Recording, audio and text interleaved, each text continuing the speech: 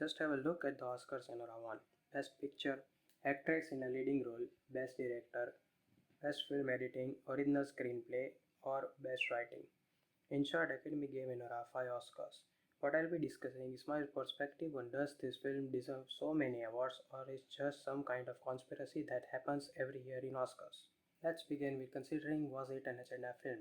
What I mean to say is was it made specifically to win Oscars? To support this claim, we have to understand core American feeling towards Russia. For example, just as most Indians love movies in which Pakistan is shown in antagonist side or ideals are depicted as the villain has to be of that specific geographic location. Rocky vs. Ivan Drago. Who remembers that fight? And the celebration Rocky 4 brought among audience, it also does something similar. On one side, there is our hero Rocky, an American ideal figure versus a Russian villain, which supports interpretation of Russia as lands of villains with their ideology or specifically threat to American society. People went crazy at last when Rocky wins, which is a great thing, but in a corner there was also satisfaction about America defeating Russia. Many more movies depict Russians as bad guys. Mission Impossible did it few times.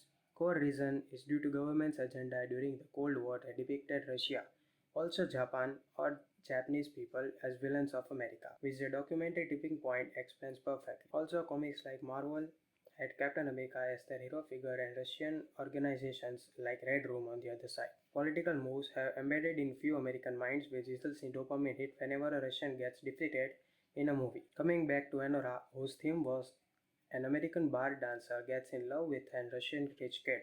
Again, a Russian on the opposite side, which results in proving that these are the ideals of Russian elites.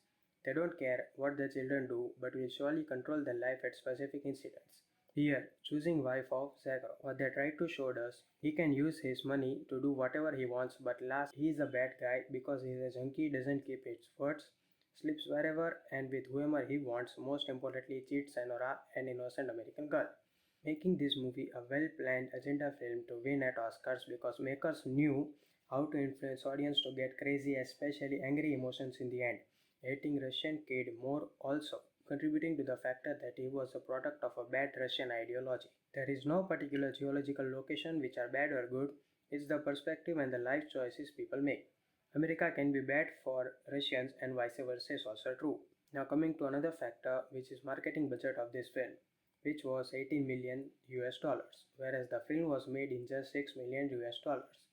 So why did the production house needed to spend 3 times more money than investing that in the filmmaking of the same film which could have made it better? I don't need to explain what this means. Even if the jury wasn't bribed, there lies last factor of why they gave it 5 awards. Seduction of Mikey Madison. I agree. Anora can give erections, but with that case, Sydney Sweeney should have won many Oscars already. Just because an actress did a great job as a stripper, which can excite many, but Mikey Madison's acting was not so good that she deserves Oscar for this movie. No hate to her. It is just harsh reality, but also I would love to see more of her future projects acting wise, but for now, Anora is a mess in its own. Florence Pugh in We Live in Time was way better in terms of acting of a pregnant woman fighting with cancer and her life issues and dealing with them.